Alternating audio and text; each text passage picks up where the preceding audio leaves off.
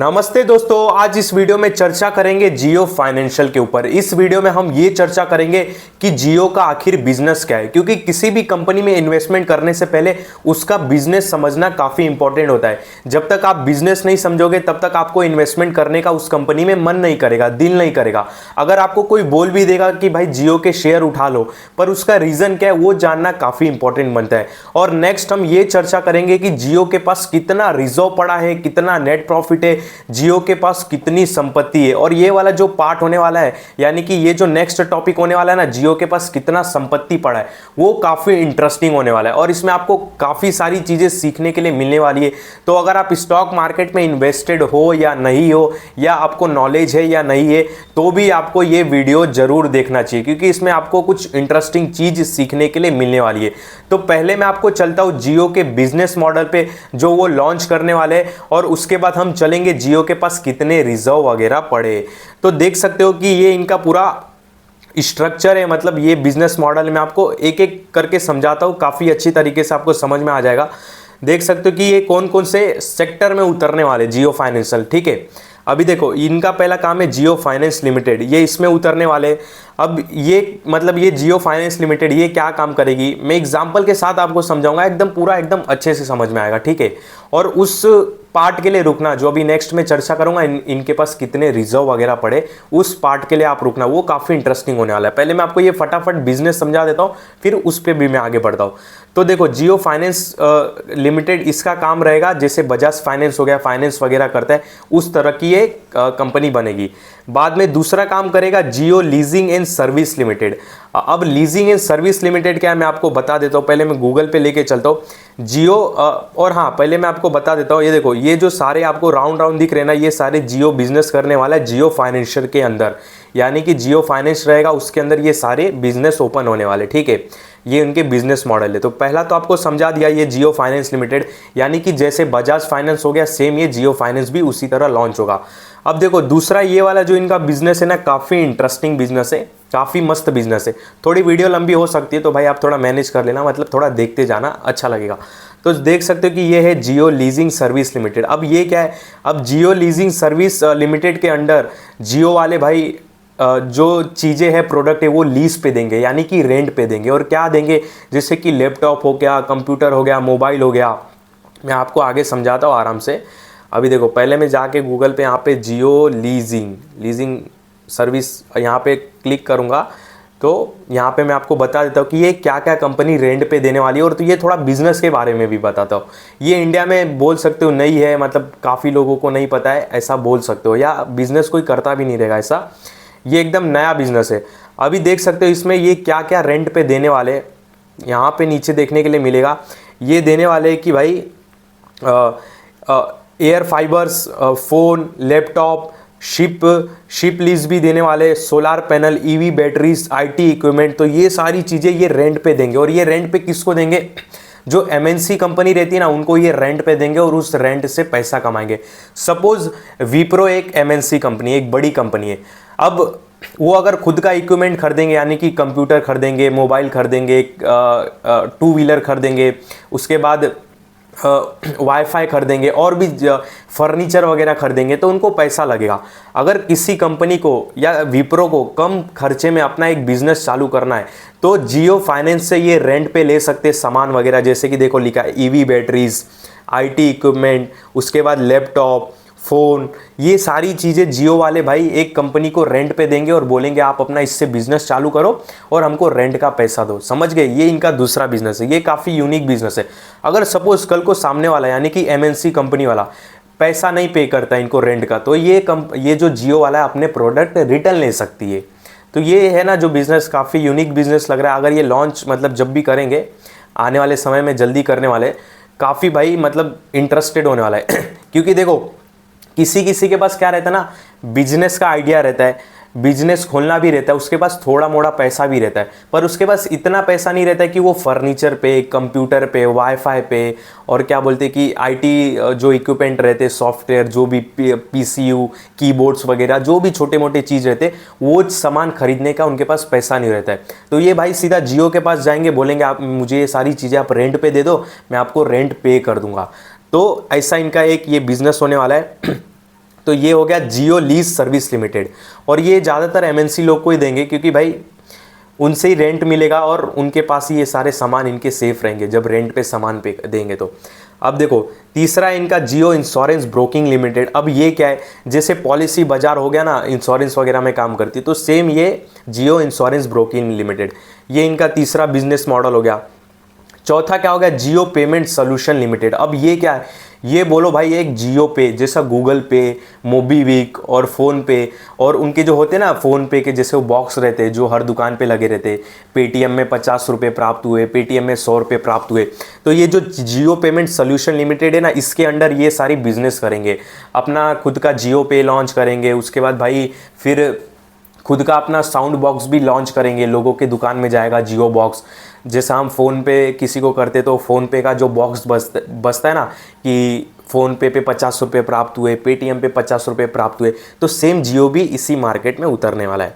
अब चौथा हो गया Reliance industries investment and holding limited.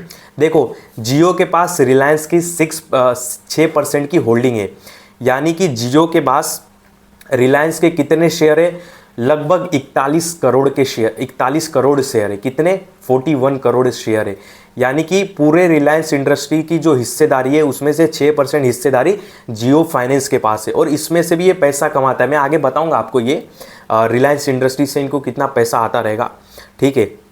तीसरा हो गया जियो पेमेंट बैंक। अब ये क्या है, ये इनका बिजनेस मॉडल समझ सकते हो जैसे कि पेटीएम बैंक हो गया, तो सेम ये अपना जियो पेमेंट बैंक भी लॉन्च करेंगे। और बीच में न्यूज़ में खबर भी आई थी कि पेटीएम अगर डूब रहा है, कुछ भी हो रहा है, तो उसको शायद जियो खरीदने वाला है, तो जियो क्या करेगा, पेटीएम को खरीद के जियो पेमेंट बैंक बना देगा। बीच में कुछ न्यूज़ चल रहा था, अभी तो कुछ कन्फर्म नहीं है।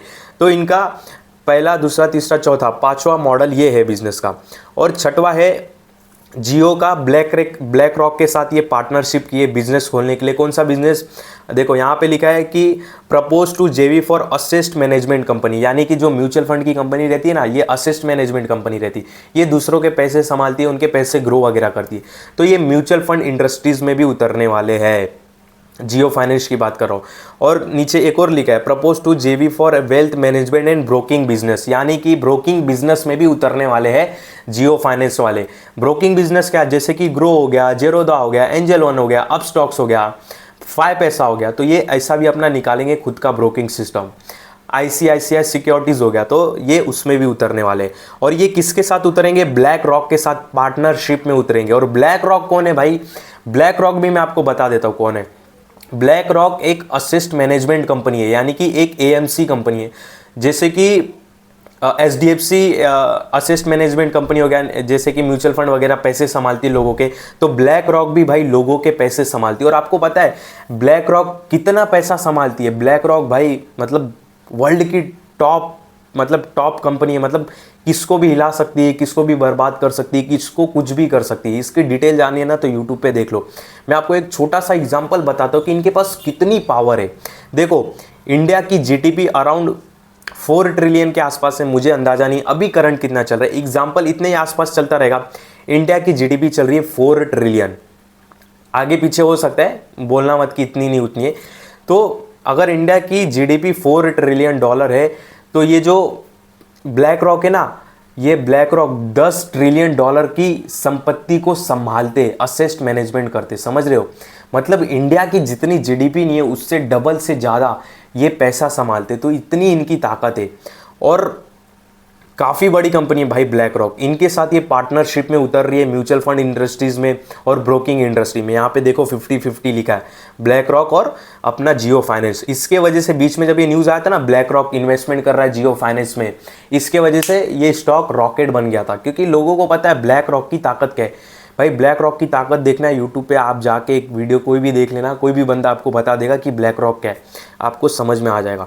तो अभी तक तो इनका बिजनेस मॉडल काफ़ी अच्छा है। सबसे मेरे को अच्छा ये लगा जियो लीजिंग एंड सर्विस लिमिटेड, जो ये लीज पे सामान देंगे ना, furniture, phone, IT equipment, 2 wheelers भी शायद देंगे, पूरा एक सिस्टम देंगे, तो ये काफ़ी अच्छा है। तो ये देखो इनका अपकमिंग ये बिजनेस मॉडल है, ठीक है। तो ये तो हो गया इनका बिजनेस वगैरह। अब चलते कि भाई इनके पास अभी इनका जो, अब आगे चलते, आगे यहाँ पे देख सकते हो, यहाँ पे मैं एक बार स्कैनर चालू कर दूँ, इनके पास अभी रिजर्व कितने पड़े, मतलब इनके पास अभी पैसा कितना है, मैं आपको वो दिखाता हूँ। स्टॉक स्कैनर के पास आता हूँ, स्कैनर स्क्रीनर कुछ भी बोलो। ये देखो यहाँ पे मैंने जियो फाइनेंशियल सर्च किया, यहाँ पे नीचे देख सकते हो इनका मार्केट कैप है 2,04,000 करोड़। अभी ये कुछ नहीं करते, मतलब अभी ढंग से ये उतरे भी नहीं है, छोटे मोटे काम करते हैं पेमेंट वगैरह के, जो आपने माय जियो पे देखा रहेगा। बाद में देखो इनके पास रिजर्व कितने पड़े, रिजर्व देखो भाई, रिजर्व इनके पड़े हैं 1,32,000 करोड़। अब ये रिजर्व कितना है बताओ आपको, मैं बताता हूँ इनके पास रिजर्व कितने पड़े, 1,32,000 करोड़। मैं आपको बताता हूँ कि ये रिजर्व की वैल्यू क्या है। देखो अगर मैं यहाँ पे क्रोम पे जाता हूँ ना, रुको क्रोम पे जाने दो, सपोज़ मान लो कि मैं गया टिकर फेनोलॉजी पे जाता हूँ, यहाँ पे इजीली समझेगा, नहीं यहीं पे समझ जाएगा, रुको। अभी इनके पास रिजर्व कितना पड़ा है, 1,00,000 भूल गया यार वापस, 1,32,000 करोड़ के आसपास इनके पास रिजर्व पड़ा है। अगर मैं टाटा स्टील सर्च करता हूँ तो टाटा स्टील का मार्केट कैप कितना है, 1,91,000। ये थोड़ा ज़्यादा हो गया, मतलब ऐसा समझ जाओ कि टाटा स्टील का जितना मार्केट कैप है, ये निफ्टी 50 की कंपनी में आता है, उससे थोड़ा कम इनके पास भाई रिजर्व पड़ा है। समझ रहे हो। मैं एक और कंपनी इसके आसपास की कोई, हाँ टेक महिंद्रा सर्च कर लेता हूँ। टेक महिंद्रा भी काफ़ी बड़ी कंपनी है। हाँ देखो टेक महिंद्रा इसके लेवल की है, टेक महिंद्रा नहीं, अपोलो हॉस्पिटल देख लेता हूँ, एक सेकेंड।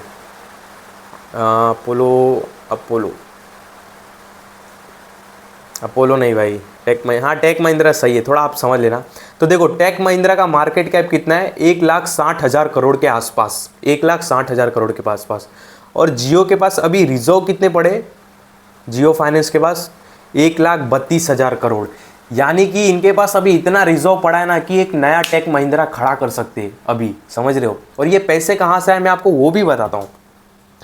देखो यहाँ पे आते, आपको पता है बीच में रिलायंस से जियो अलग हुआ था, तो जियो के खाते में 6% रिलायंस इंडस्ट्री के स्टेक गए थे, यानी कि टोटल 41 करोड़ के जितने 41 करोड़ शेयर जियो के पास गए थे रिलायंस इंडस्ट्रीज़ के। तो देखो यहाँ पे आते हैं मैं आपको बोला ना ये काफ़ी पार्ट इंटरेस्टेड होने वाला है, ये काफ़ी पार्ट इंटरेस्टेड होने वाला है। मैं यहाँ पे 199 पेज पे आता हूँ, एक सेकेंड ये ओपन हो जाए एक बार, आपको दिखाता हूँ मैं। 158, 164, यहाँ पे नीचे आते 199, ये देखो।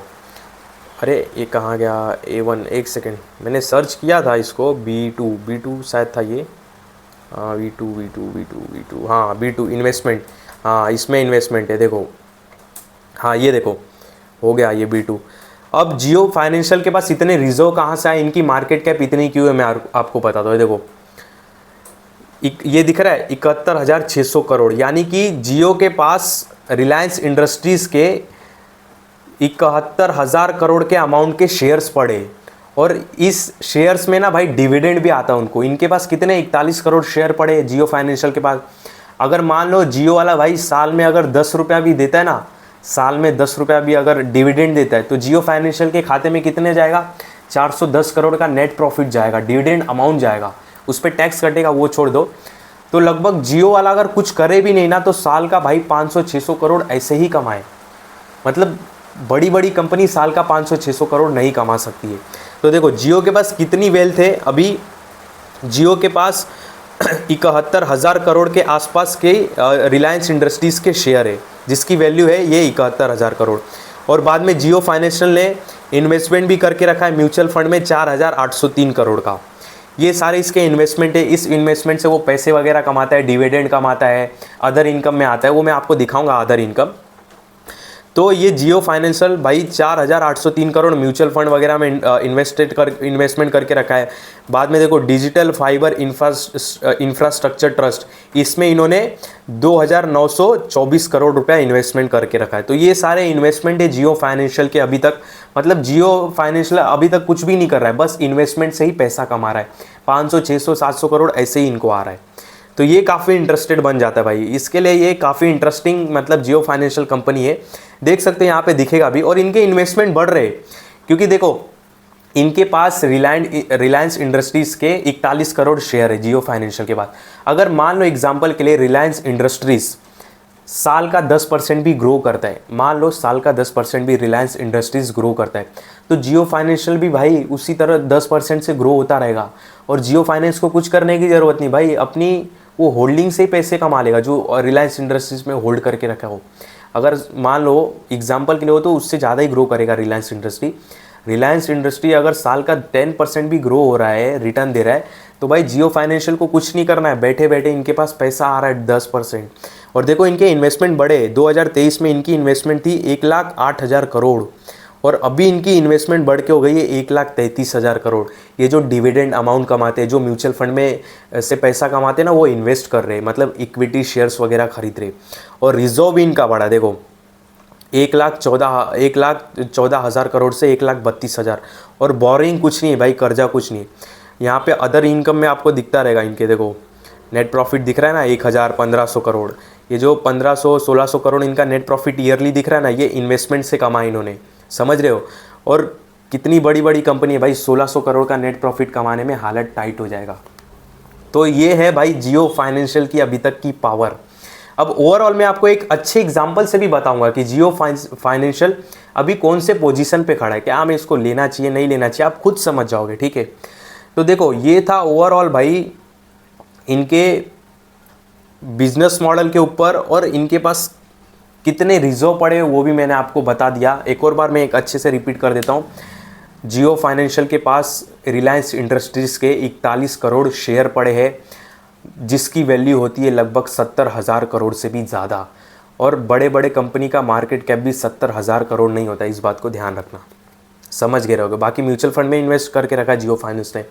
और बाद में आप बात कर लेते कि भाई जियो फाइनेंस अभी कौन से पोजीशन में खड़ा है, मैं आपको बताता हूँ। एक सेकंड में थोड़ा पानी पी लूँ, फिर मैं आपको बताता हूँ। अब अगर आपको जियो फाइनेंस को समझना है तो कुछ ऐसे समझो, मैं आपको एक एग्जांपल से बताता हूँ। मान लो कि सचिन तेंदुलकर एक रिलायंस इंडस्ट्रीज़ हो गया, यानी कि वो कंपनी हो गया सचिन तेंदुलकर, और उसका लड़का अर्जुन तेंदुलकर जियो फाइनेंस हो गया, ठीक है। अर्जुन तेंदुलकर अभी इंटरनेशनल खेल नहीं रहा है, पैसे वगैरह कमा नहीं रहा है, ठीक है। पर अर्जुन तेंदुलकर ने अपने पापा का पैसा, यानी कि सचिन का पैसा, सचिन तेंदुलकर का पैसा लेके म्यूचुअल फंड में डाल के रखा है, कंपनी के शेयर्स खरीद के रखे, तो अर्जुन तेंदुलकर वहाँ से पैसा कमा रहा है, समझ गए। तो जियो फाइनेंशियल सेम, उसके पास रिलायंस इंडस्ट्रीज़ की वेल्थ है, और उस वेल्थ को उसने इन्वेस्टमेंट करके रखा है, वहाँ से अभी तक पैसा कमा रहा है, अभी तक फील्ड में उतरा नहीं है। सेम जैसा अर्जुन तेंदुलकर अभी फील्ड में उतरा नहीं है, इंटरनेशनल खेल नहीं रहा है, अभी वेला बैठा है अर्जुन तेंदुलकर। पर अर्जुन तेंदुलकर पैसा कैसे कमा रहा है, अपने पप्पा का पैसा लेके म्यूचुअल फंड में इन्वेस्ट किया है, शेयर्स बाय किए, यहाँ से अभी तक अर्जुन तेंदुलकर पैसा कमा रहा है। पर मेन अर्जुन तेंदुलकर को पैसा कहाँ से कमाना है, क्रिकेट खेल के, तो जो अभी तक नहीं खेल रहा है। और सेम जियो फाइनेंशियल भी यही पोजीशन में, जियो फाइनेंशियल के पास रिलायंस इंडस्ट्रीज़ का पैसा है, उस पैसे को म्यूचुअल फंड में इन्वेस्टमेंट किया है, शेयर्स बाय किए, जहाँ से उसको पैसा आ रहा है। पर मेन जियो फाइनेंशियल को पैसा कहाँ से कमाना है, अपना ये जो बिजनेस मॉडल मैं आपको बताया, पेमेंट बैंक का, फाइनेंस का और लीज, ये सारे बिजनेस में उतर के, तो आपको अब बहुत क्लियर समझ में आ गया रहेगा कि जियो फाइनेंशियल अभी किस पोजीशन पे खड़ा है। मतलब एक और एग्जांपल आपको बता देता हूँ कि जियो फाइनेंशियल एक छोटा रोनाल्डो है, छोटा रोनाल्डो का लड़का है, उसके पास सारी चीज़ें पड़े हैं, सारी चीज़ें, मतलब सब कुछ कर सकता है, लेकिन अभी फील्ड में उतरा नहीं है, अभी तक अपने पापा के पैसे पे मौज काट रहा है, अपनी खुद से नहीं कमा रहा है, समझ रहे हो। तो इस तरह से अभी जियो फाइनेंशियल अभी इस स्थिति में खड़ा है। अभी आगे देखना होगा कि ये किस तरह बिजनेस करता होगा। और देखो एक मैं अपना पर्सनल बताता हूँ, काफ़ी कड़क बिजनेस कर सकता है और करेगा, क्योंकि रीज़न है इसके पीछे। देखो रिलायंस इंडस्ट्रीज़ खड़ा है, जानते हो भाई इसकी ताकत क्या, कुछ बताने की ज़रूरत नहीं। निफ्टी 50 के पहले नंबर पे आती है कंपनी, और बाकी कुछ नहीं बताने की ज़रूरत है। इनके पीछे कौन खड़ा है, रिलायंस इंडस्ट्रीज़, सारी पावर है इनके पास। पॉलिटिक्स बोलो, कोर्ट बोलो, पुलिस बोलो, वर्ल्ड में बोलो, ब्लैक रॉक के साथ पार्टनरशिप कर रहे। उसके बाद मेन जो बिज़नेस रहता है फाइनेंस वगैरह में उतरने के लिए, पेमेंट एग्रीगेटर का लाइसेंस लेने के लिए, कि मुझे गूगल पे जैसा बिजनेस खोलना है, उसके लिए लाइसेंस लेना है, तो किसके पास जाना है, आरबीआई के पास। और आप भी जानते हो यार, इतना पावर है रिलायंस इंडस्ट्री का, क्या आरबीआई उसको एक साइन नहीं करके देगा कि तू भाई ये सारी चीज़ें चालू कर, या तू ये बिज़नेस में उतर, या तू ये कर, ऑफ कोर्स करने देगा। तो देखो पावर, ताकत बहुत है इनके पास, सब कुछ करेंगे, उतरेंगे फील्ड में, पर परफॉर्मेंस कैसी रहती है वो फ्यूचर बताएगा। क्योंकि देखो इसके टक्कर में है बजाज फाइनेंस है, और भी है, मेरे को फाइनेंस की कंपनी में उतना नहीं ध्यान देता, पर बजाज फाइनेंस वगैरह हो गया, उसके बाद मैं दिखाता हूँ आपको, चोला फाइनेंस हो गया। तो ये सारे कैसे फाइनेंस की कंपनी है, तो ये इसको टक्कर देंगे। मतलब पैर जमाने में टाइम लगेगा ना भाई, भले आपके पास सारी चीज़ें हैं, पर आपको बिजनेस को थोड़ा ग्राउंड लेवल पे समझने के लिए, उतरने के लिए पैसा लगाओगे, पैसा थोड़ा ऊपर नीचे होगा तो समझेगा ना। देखो जैसे बजाज फाइनेंस हो गया, श्रीराम फाइनेंस हो गया, बजाज फिनसर्व हो गया, चोला इन्वेस्टमेंट हो गया, HDFC फाइनेंस हो गया, तो ये सारी लोग भी कंपटीशन में खड़े, तो इनके पास ऐसा बोल सकते हो सारी ताकत, सारी चीज़ें हैं, बस बिजनेस में उतर के बिजनेस परफॉर्मेंस कैसा है वो देखना बाकी है। तो देखो, बाकी किसी ने अगर इस स्टॉक को नीचे के लेवल से पकड़ के रखा है तो भाई पकड़े रहो एकदम, मतलब फेविकोल की तरह चिपका लो स्टॉक को, बेचो कुछ नहीं, मस्त पकड़ के रखो आगे। अब बस वेट एंड वॉच करो कि कंपनी आगे परफॉर्मेंस कैसा करती है। कंपनी को अच्छा परफॉर्मेंस करेगी तो स्टॉक भागेगा, अगर नहीं करेगी तो नहीं भागेगा, सिंपल सा लॉजिक है। पर हाँ, इनके पास सारे रिसोर्सेस है, मैं आपको बता दिया। इसके पीछे रिलायंस इंडस्ट्रीज़ खड़ा है, मुकेश अंबानी खड़ा है, अंबानी फैमिली खड़ा है, तो आगे बताने की ज़रूरत नहीं इनके पीछे क्या क्या खड़ा है। हाई कोर्ट खड़ा है, सरकार खड़ी है, पुलिस खड़ा है, कोर्ट खड़ा है, सारी चीज़ें खड़ी है। बस इनको मार्केट में परफॉर्मेंस दिखाना है। अर्जुन तेंदुलकर को सब कुछ आता है, मौका भी मिल रहा है, सब कुछ मिल रहा है। एक और एग्जांपल सुन लो, अर्जुन तेंदुलकर के पास मौका भी है, पैसा भी है, क्रिकेट का किट भी है, पर्सनल ग्राउंड खेलने के लिए भी है कि भाई तू जाके वो ग्राउंड में खेल, इंटरनेशनल भी जाके वो खेल सकता है, मतलब दिखा सकता है अपना गेम, टीवी पे भी दिखा सकता है, यूट्यूब पे भी, मतलब सारी चीज़ें कर सकता है अर्जुन तेंदुलकर। बस उसको एक मौका चाहिए इंटरनेशनल खेलने का, और उसमें वो परफॉर्मेंस कैसा करता है उसके ऊपर डिपेंड करेगा कि अर्जुन तेंदुलकर कितना आगे जाएगा। मतलब मौका भी दे देंगे चलो एक टाइम पर इंटरनेशनल, बाकी उसका परफॉर्मेंस कैसा होता है वो डिपेंड करता है कि वो कितना आगे जाएगा। तो सेम जियो फाइनेंशियल के साथ भी है, परफॉर्मेंस कैसा करता है उसके ऊपर डिपेंड है। बाकी कुछ भी मत चिंता करो, कितना पैसा नहीं हो तो सारा अंबानी सर संभाल लेंगे। तो ये था भाई जियो फाइनेंशियल के ऊपर एक लॉन्ग सा वीडियो। आई होप आपको सारी चीज़ें भाई समझ में आ गई रहेगी कि इनके पास अभी इन्वेस्टमेंट कितने पड़े और कौन कौन से बिज़नेस में उतर रहे ये भी समझ गए। बस इनको परफॉर्मेंस करना बाकी है। ड्रेस वगैरह सारी चीज़ पहन के मस्त ये स्टेज पे खड़े हो गए, मतलब डांसिंग कपड़े जो स्टेज वगैरह रहते हैं, लाइट कैमरा सब ऑन हो गया, बस इनको परफॉर्मेंस करने का है। परफॉर्मेंस कैसा करते हैं वो तो आने वाला टाइम ही बताएगा, वो कोई नहीं बता सकता कि मार्केट में ये कैसा बिहेव करते। तो ये था जियो फाइनेंशियल के ऊपर एक वीडियो। आई होप आपको समझ में आ गया रहेगा। आपको किसी भी स्टॉक से रिलेटेड क्वेश्चन रहेगा, सवाल रहेंगे, जवाब रहेंगे, तो भाई आप कमेंट कर सकते हो, आपके सवालों का जवाब मिल जाएगा। आप किसी स्टॉक में फंसे हो या ऐसा लग रहा है कि आप फंसने वाले हो या क्या मैं फंस जाऊंगा, ऐसा कुछ सवाल है किसी भी स्टॉक को लेके, तो भाई कमेंट जरूर कर देना, आपके सवालों का जवाब मिल जाएगा।